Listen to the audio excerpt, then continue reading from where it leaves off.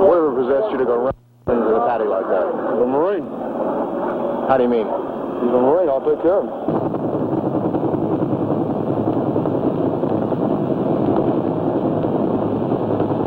I got a lot of pain in that left ankle. That's a good sign. It's that sharp pain that you get when you got nerves, you know. It's that sharp nerve pain. Burning. They're going to do all they can to save that leg. I know. I know there's not much left because I was carrying that damn thing in my hands all the way back. I was afraid the whole thing was going to come off.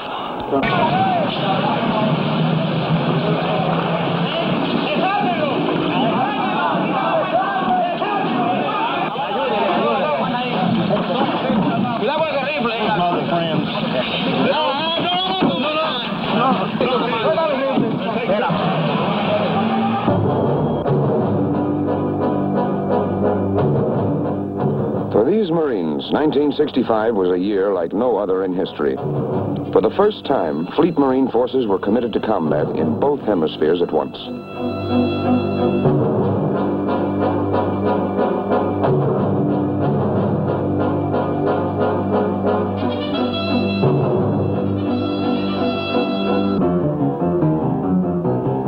In the Dominican Republic, violence flared, endangering the security of the hemisphere. The Marines were sent in.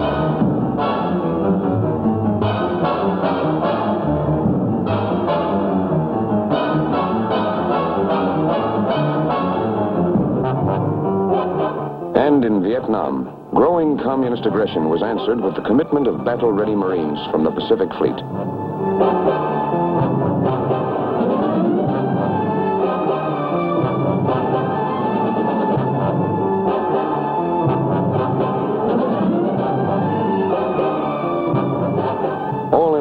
Was quite a year. This is the story of it.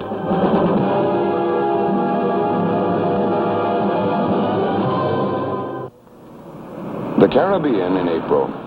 Blue water, gentle surf, sunlit, leisurely beaches. Warmth and laughter and fun. But in April of 1965, the Dominican Republic becomes a scene of violence, unrest, and angry upheaval, endangering the security of the hemisphere. It is a threat which is immediately recognized. The American nation cannot, must not, and will not permit the establishment of another communist government in the Western Hemisphere.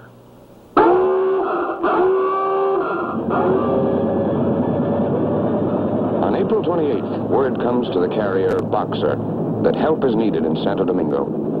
In moments, Marines of a ready battalion on station in the Caribbean are airborne.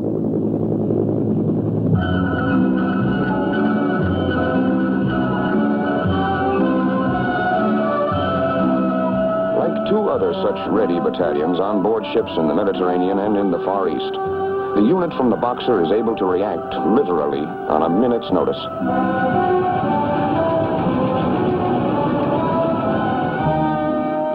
"20 minutes after the call for help is received, a spearhead platoon with full combat gear is on the ground in the Dominican Republic.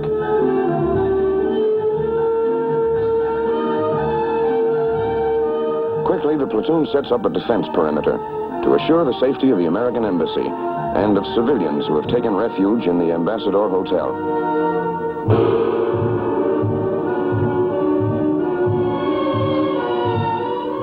Immediately, United States citizens are evacuated from the danger area.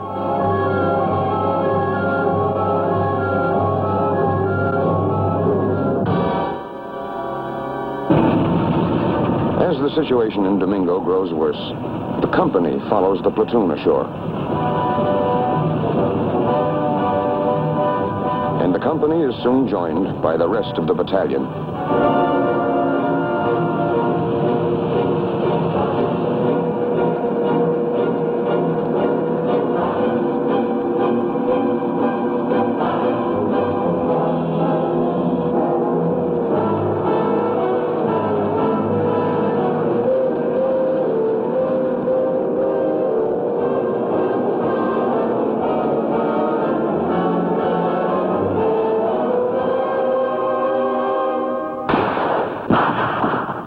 One of the first jobs is to clear a corridor for necessary movement and communications, and to provide a buffer zone, a neutral area between rebel forces and Dominican government troops.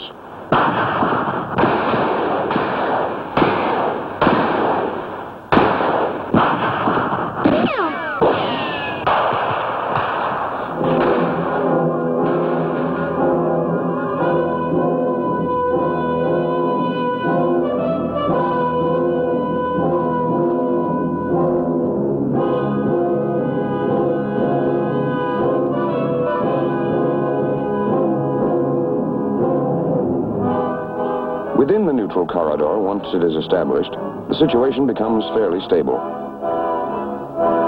But to wander out of it, even by mistake, can mean trouble.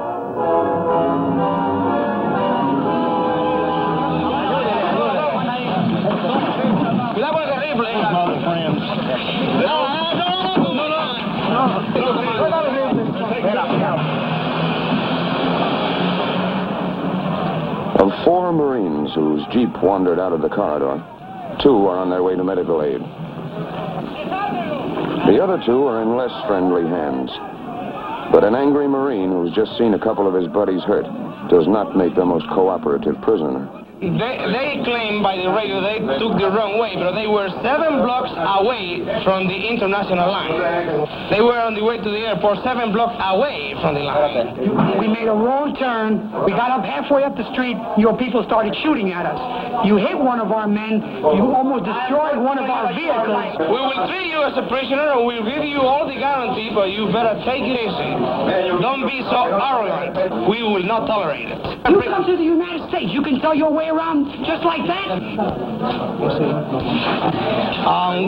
We have already ordered our radio to announce that we are sorry that by carelessness from the American forces, this situation has taken place where innocent where lives are being lost from their side and from our side, and that we hope that they keep their line to avoid trouble.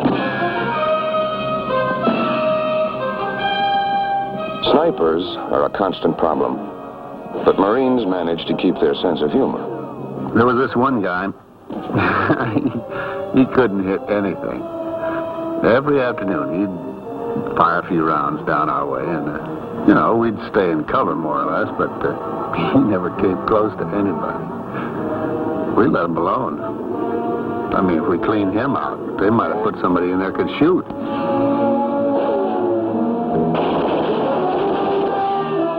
Other times, the sniper problem requires action.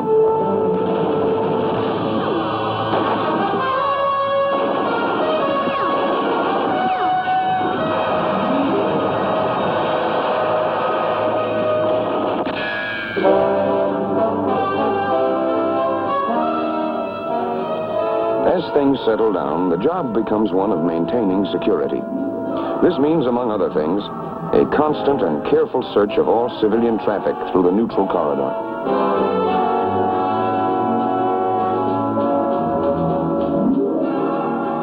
No hiding place is overlooked which might conceal weapons, the means of renewing violence in the corridor.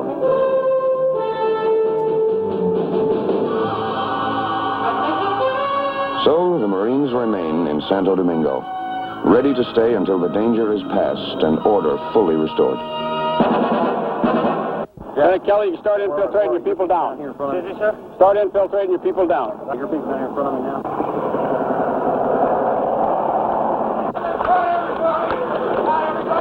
Hi, everybody.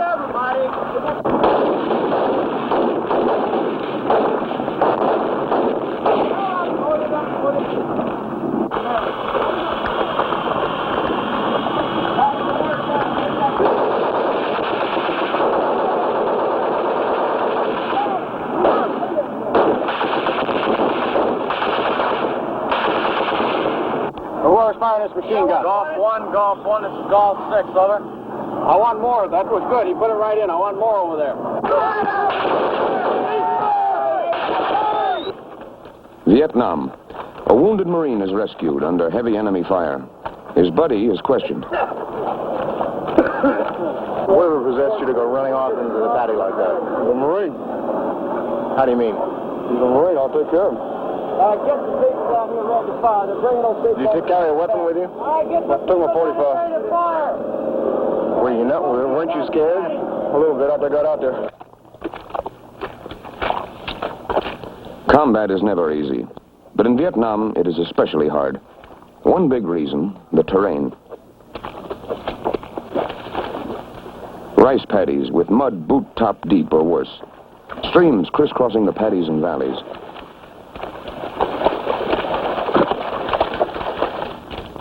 Hills, steep and unfriendly as those in Korea.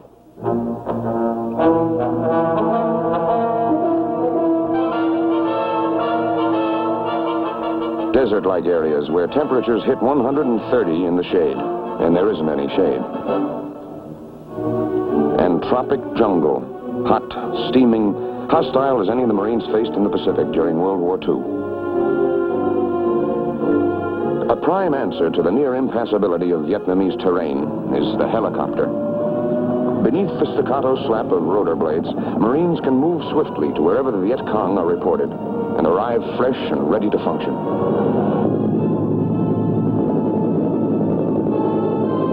Of course, to Marines, this is no new concept.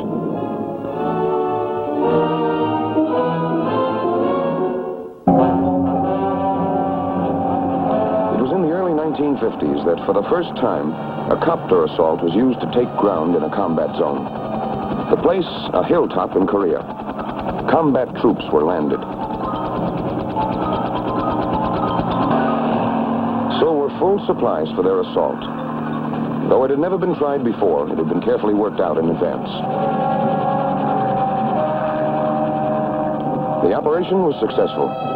The people who did it were United States Marines.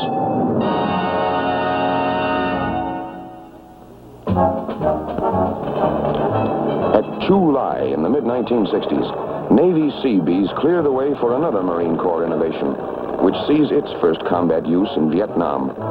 The Expeditionary Landing Field, it's called. ELF for short. Every element is air transportable, including the preformed sections of lightweight metal, which interlock to form a smooth, all-weather landing surface. Once again, the Seabees make the difficult look easy. They put down 8,000 feet of runway and set up the accessory gear. Lightweight landing control console. Carrier-type landing lights. Arresting gear. Air portable control tower. The Seabees have, in fact, taken a carrier deck and moved it ashore.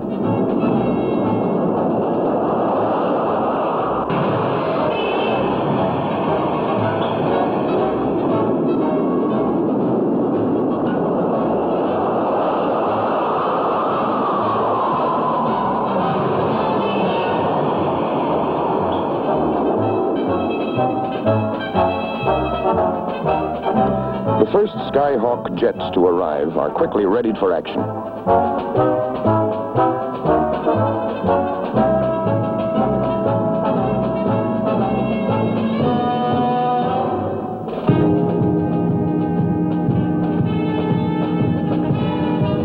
Just 4 hours after the first jets land, they are taking off again to fly their first mission in close support of ground troops in the field.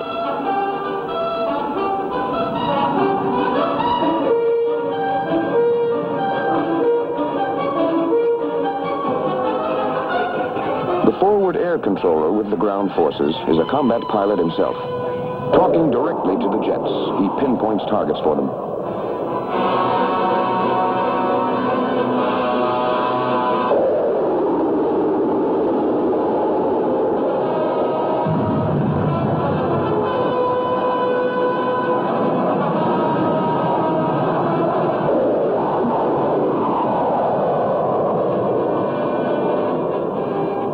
The result of this direct voice link with airborne jets is this: an absolute minimum of delay between the time ground troops need air support and the time they get it, laid in close.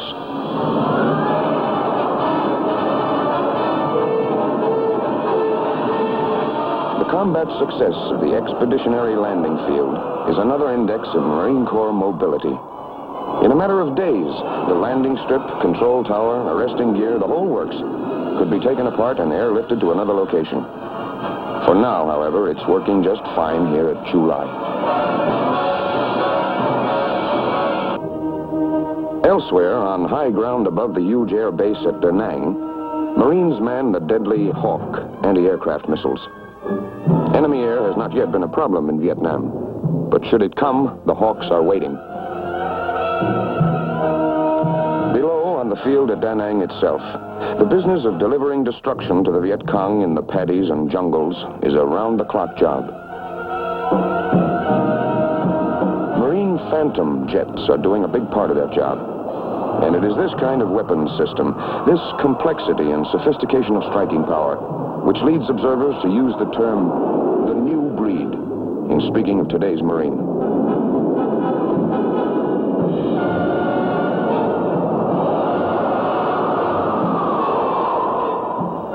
The Phantom can break the sound barrier while climbing out from takeoff and move into action at better than twice the speed of sound.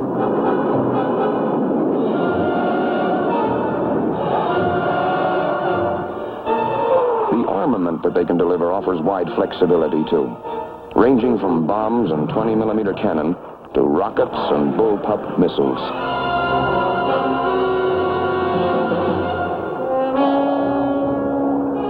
The flame and shrapnel of the Marine jets is not delivered casually. The necessity to be sure of targets, minimize danger for the innocent, is always agonizingly present.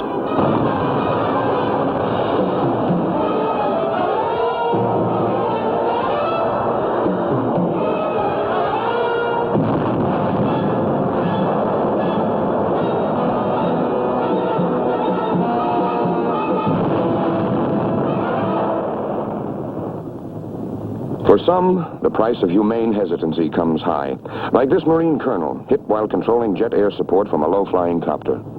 I got a lot of pain in that left ankle. I said, it's a good sign. Yeah. It's that sharp pain that you get when you got nerves, you know. It's that sharp nerve pain. Burning. They're going to do all they can to save that leg. I know. I know there's not much left because I was carrying that damn thing in my hands all the way back. I was afraid the whole thing was going to come off. I said, hell, they can't be right around in here. So I didn't call bombs and nape in on these people. But that's where they were. I'm sure now that that's where they were. God damn it, I hate to put nape. And on these women and children. I just didn't do it. I just said, they can't be there. Well, we held the planes. We held the fixed-winged up. We held them up there. Figured we'd call them if we need them. As far as I know, I'm the first to hit, and I flew down at 100, 200 feet over this village, this hamlet area. I thought I saw some people in a hole, and I just hung around there too long, and I was too low. But I was way back out over the friendly troops that we landed. I was over those troops when I went. When we caught this round. There's no indication that we'd been fired at until then.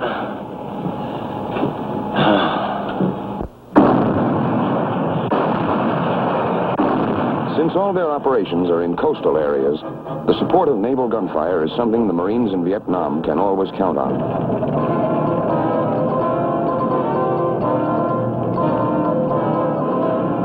During 1965, Marine forces launch a number of large-scale offensive operations. Names like Operation Starlight, Harvest Moon, and Piranha are written into history. In such operations as these, the young Marines of the new breed engage the Viet Cong guerrillas and take on North Vietnamese regulars as well, in numbers up to regimental strength and greater. Using all the advanced weaponry and mobility at their command, the Marines seek out the enemy, and wherever they find him, they beat him decisively. Not just tactical defeat, disaster. Virtual elimination of organized combat capability is the way the official reports put it.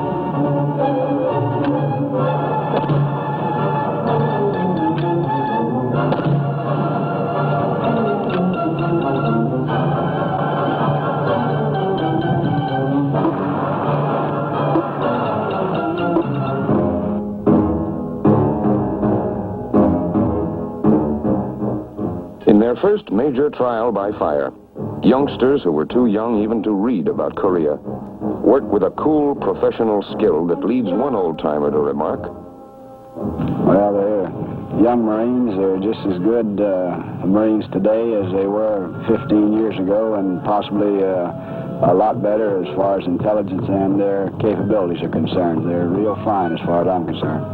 Some of the troops went into here just now, though, then. Yeah, the battalion CP is setting up over in this area.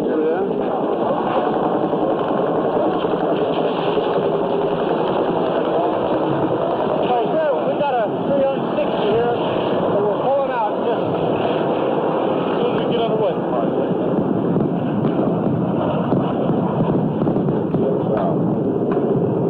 This is 6, over. This is 6, roger, we've got it now, John. I want you to set up that your hasty defense in there real quick, get your gun set in, then check it out if you like.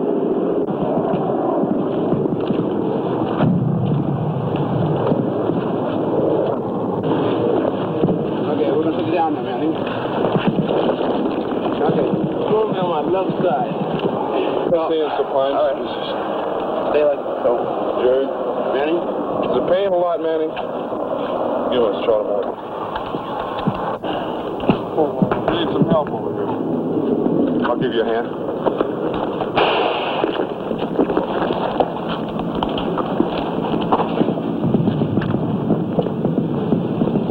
Okay. Don't put a water on my face. You don't want any more water on your face? Take it easy. Okay. Get your leg down.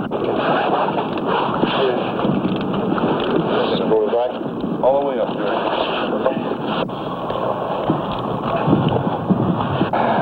Lay still, man. Okay? Evacuate the man to the rear to where we can get him out on a chopper. Do you understand? Over. the chopper saves a lot of lives in Vietnam. In minutes, a man can be airlifted direct from combat to an aid station, where the compassionate skill of Navy surgeons is ready and waiting. That'll do till then. Get me out of here. Marine casualties have been light in Vietnam, but there is no warfare without its pain, both felt and shared.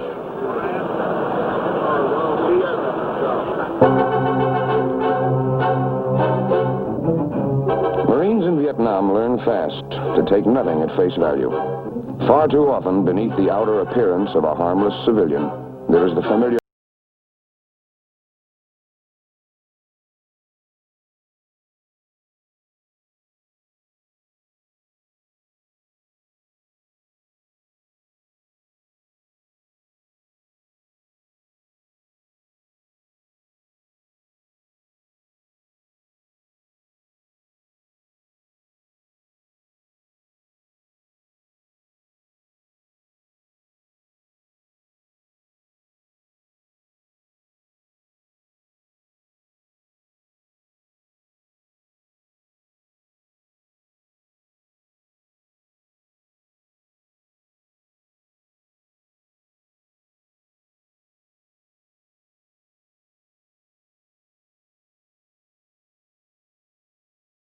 can take great physical hardship, and his mind will not shrink from burying a village chief alive or executing all village elders, if it might further his aims.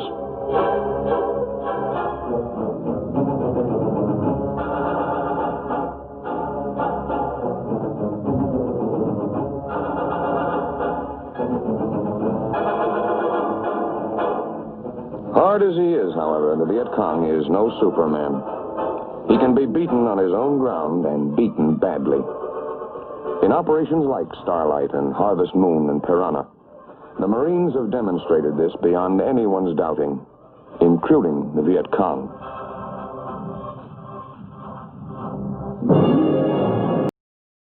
Not the only problem. In dark little villages, the same ones the Viet Cong have hidden in and operated from, Marines find the people they have come to help.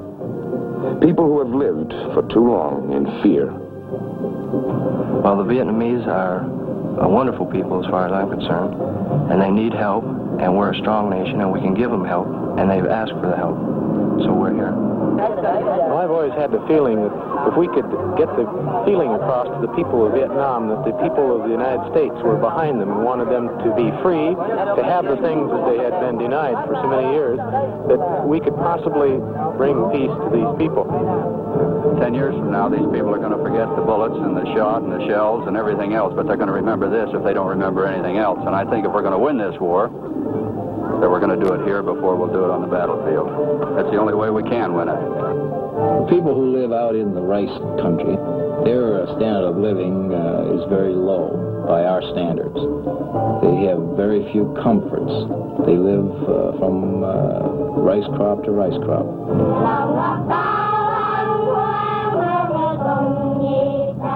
This is the other war in Vietnam, the one in which American fighting men are working with Vietnamese civilians to build hope and strength for the future. It takes many forms. Standing guard, for example, over the harvesting of rice, for a village which for years has paid a big part of each crop to the Viet Cong. Helping them bring it in and store it, letting them see that they and their crops are going to be safe from now on. It's simple and it's practical. It's appreciated and it works.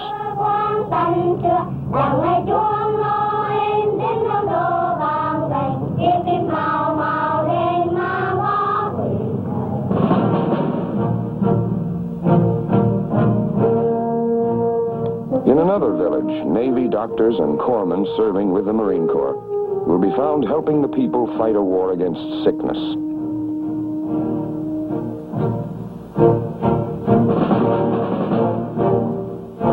Teaching the fundamentals of sanitation, waging combat against infection.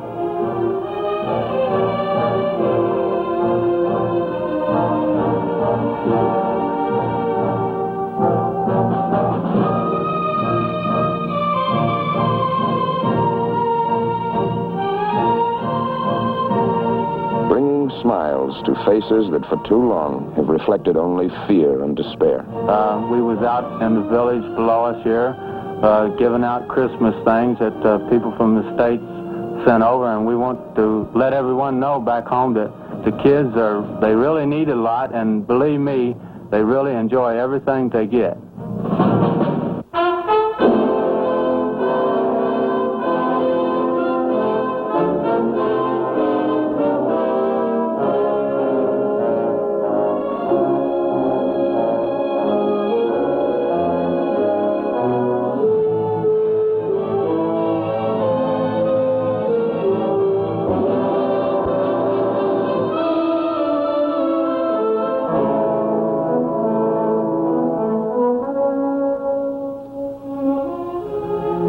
Memory is long and experience wide. But for the men of the Marine Corps, 1965 was a year like no other in their history.